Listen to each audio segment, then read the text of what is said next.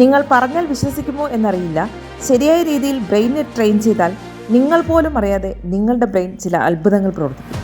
അത്രത്തോളം പവർഫുള്ളാണ് നമ്മുടെ ബ്രെയിൻ. ഇത് മോട്ടിവേഷനോ ക്ലാസ് എടുക്കുന്നതോ ഒന്നുമല്ല, സയൻസ് തെളിയിച്ച സത്യമാണ്.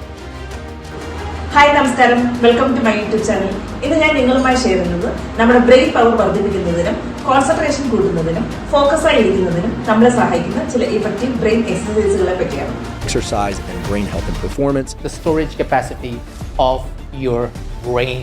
Simple yet powerful exercises. നമ്മൾ ധാരാളം സയൻറ്റിസ്റ്റുകളെ പറ്റിയും അവരുടെ കോൺട്രിബ്യൂഷൻസിനെ പറ്റിയൊക്കെ ഒത്തിരി പഠിച്ചിട്ടുണ്ട് അല്ലേ? ഒത്തിരി പേരുണ്ടെങ്കിലും പെട്ടെന്ന് നമ്മുടെ മനസ്സിൽ കടന്നു വരുന്നത് ആൽബർട്ട് ഐൻസ്റ്റീൻ, ഐസക് ന്യൂട്ടൺ എന്നിവരൊക്കെ ആകും. അവരുടെ ബ്രെയിൻ പവറിനെ പറ്റി ശാസ്ത്രീയമായി പഠിച്ചപ്പോൾ സാധാരണ ആളുകളെ അപേക്ഷിച്ച് ചില പോർഷനിൽ മുന്നിലാണെന്ന് കണ്ടെത്തിയിട്ടുണ്ട്. എന്തുകൊണ്ടാണ് അവരുടെ ബ്രെയിൻ പവർ മറ്റുള്ളവരെക്കാൾ മുന്നിലായിരിക്കുന്നത്? കാരണം അവർ തുടർച്ചയായി ചെയ്യുന്ന ചില ബ്രെയിൻ എക്സസൈസുകളാണ്. ഇനി നമുക്ക് ഒരു പുരാണ കാലഘട്ടത്തിലേക്ക് പോയാലോ? പുരാണ കാലത്തെ ഋഷിവര്യന്മാർ വലിയ വലിയ പുസ്തകങ്ങളിലെ ഭാഗങ്ങൾ ഒറ്റ ദിവസം കൊണ്ട് ഹൃദ്യസ്ഥമാക്കുമായിരുന്നു. എങ്ങനെയാണ് അവർക്കിത് സാധ്യമാകുന്നത്? അതിന് കാരണം അവർ സ്വായത്തമാക്കിയിരുന്ന ചില വേദിക് ടെക്നിക്സുകളാണ്. അപ്പോൾ നമുക്ക് പ്രാക്ടീസ് ചെയ്യേണ്ട ബ്രെയിൻ എക്സസൈസ് അവിടെ നിന്നും തുടങ്ങിയാലോ? അതിലൊരു ടെക്നിക്കാണ് ദ തേർഡ് ഐ ചക്ര. പുരാണ വേദങ്ങളിൽ പറയുന്നത് മനുഷ്യ ശരീരത്തിൽ 7 പ്രധാന ചക്രങ്ങൾ ഉണ്ടെന്നാണ്. ഏതെങ്കിലും ഒരു ചക്രം ആക്ടിവേറ്റ് ആക്കിയാൽ നമ്മുടെ കോൺസെൻട്രേഷൻ, മെമ്മറി, ഇൻറ്റ്യൂഷൻ തുടങ്ങിയ ശേഷികൾ മെച്ചപ്പെടുമെന്ന് വിശ്വാസമുണ്ട്. പുരാണ ഋഷിവര്യന്മാരുടെ എക്സ്ട്രാ ഓർഡിനറി മെമ്മറി പവറും കോൺസെൻട്രേഷനും ഇത്തരത്തിലുള്ള ബ്രെയിൻ എക്സസൈസിലൂടെയായിരുന്നു വളർത്തിയിരുന്നത്. മാത്രമല്ല മെഡിറ്റേഷൻ, വേദിക് പ്രാക്ടീസസ് എന്നിവയിലൂടെ ഈ കഴിവ് നേടിയതായിട്ടാണ് പഠനങ്ങൾ സൂചിപ്പിക്കുന്നത്. ദി തേർഡ് ഐ ചക്ര അഥവാ ആജ്ഞാചക്ര 2 കൺപോളകളുടെ മധ്യത്താണ് സ്ഥിതി ചെയ്യുന്നതെന്നാണ് യോഗശാസ്ത്രങ്ങൾ പറയുന്നത്. ഈ ഭാഗത്തെ ശ്രദ്ധയോടെ കോൺസെൻട്രേറ്റ് ചെയ്യുന്നത് നമ്മുടെ ഫോക്കസിനും മെൻ്റൽ ക്ലാരിറ്റിക്കും സഹായകമാകുമെന്ന് വിശ്വസിക്കുന്നു. നമ്മുടെ പ്രധാന പ്രശ്നം പഠിക്കുമ്പോഴും എന്തെങ്കിലും ജോലി ചെയ്യുമ്പോഴും ഫോക്കസ് നഷ്ടപ്പെടുന്നു എന്നതല്ലേ? അതിന് പരിഹാരമാണ് ഈ പറയുന്ന എക്സസൈസ്. വെറും 5 മിനിറ്റ് കണ്ണടച്ച് നെറ്റിയുടെ മധ്യഭാഗത്ത് ഫോക്കസ് ചെയ്യാൻ ശ്രമിക്കണം. ശരിക്കും നന്നായി ചെയ്താൽ അവിടെ ചെറിയൊരു പ്രഷർ ഉണ്ടാകുന്നതായിട്ട് നമുക്ക് ഫീൽ ചെയ്യും. ആദ്യമൊക്കെ കുറച്ച് ബുദ്ധിമുട്ടുണ്ടാകും, എന്നാൽ ഗ്രാജുവലി അത് മാറിക്കൊള്ളും. 5 മിനിറ്റ് പിന്നീട് 10, 15, 20 മിനിറ്റുകളാക്കി നമുക്ക് വർദ്ധിപ്പിക്കാം. ഇത് നമ്മുടെ ഡെയിലി റൂട്ടീൻ്റെ ഒരു ഭാഗമായി മാറുമ്പോൾ കോൺസെൻട്രേഷൻ മെച്ചപ്പെടുകയും മനസ്സ് കൂടുതൽ ശാന്തവും ഫോക്കസ് ആവുകയും ചെയ്യുന്നു. ഇതിന് സമാനമായ മറ്റൊരു എക്സസൈസാണ് ത്രാടക. ക്യാൻഡിൽ ലൈറ്റ് മുന്നിൽ വെച്ച് കണ്ണിറുക്കാതെ കുറച്ച് സമയം അതിനെ ഫോക്കസ് ചെയ്യണം. ഈ പ്രാക്ടീസ് കണ്ണിൻ്റെ ഫോക്കസ് ശക്തമാക്കുവാനും മനസ്സ് ഏകാഗ്രമാക്കുവാനും സഹായിക്കുന്നു. ഇനി നമുക്ക് അടുത്ത എക്സസൈസിലേക്ക് കടന്നാലോ? അതാണ് ബ്രെയിൻ കണക്ഷൻ എക്സസൈസ്. നമ്മുടെ ലെഫ്റ്റ് ബ്രെയിൻ നമ്മുടെ റൈറ്റ് സൈഡ് ബോഡി പാർട്ടിനെയും right brain left side body പാർട്ടിനെയും കൺട്രോൾ ചെയ്യുന്നു. 2 ഭാഗവും ഒരുമിച്ച് കോർഡിനേറ്റ് ചെയ്യുമ്പോൾ എന്താണ് സംഭവിക്കുന്നത്? നമ്മുടെ ബ്രെയിനിൻ്റെ കണക്ടിവിറ്റി ഇംപ്രൂവ് ചെയ്യുന്നു, ഫോക്കസ് കൂടി ഷാർപ്പാവുന്നു. ഇതിനായി ഒരു സിമ്പിൾ എക്സസൈസ് നമുക്ക് ട്രൈ ചെയ്യാം. റൈറ്റ് സൈഡ് ഹാൻഡ് വി ഷേപ്പിൽ തുറക്കുക, ലെഫ്റ്റ് സൈഡ് ഹാൻഡ് ക്ലോസ് ചെയ്യുക. ഇനി ഇത് മാറി മാറി ചെയ്യുക. Right close, left V, right V, left close.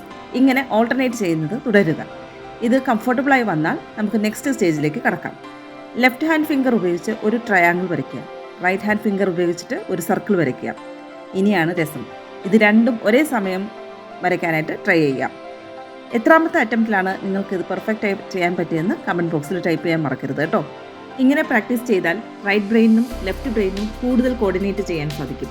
നിങ്ങളുടെ കോൺസെൻട്രേഷൻ, മോട്ടോ കൺട്രോൾ, അതുപോലെ ബ്രെയിൻ ഫ്ലെക്സിബിലിറ്റി എല്ലാം മെച്ചപ്പെടുകയും ചെയ്യും. അതുകൊണ്ടാണ് ഫുട്ബോൾ പ്ലേയേഴ്സിനും ക്രിക്കറ്റേഴ്സിനും ഒക്കെ എക്സ്ട്രാ ഓർഡിനറി കോർഡിനേഷൻ ഉണ്ടാകുന്നത്.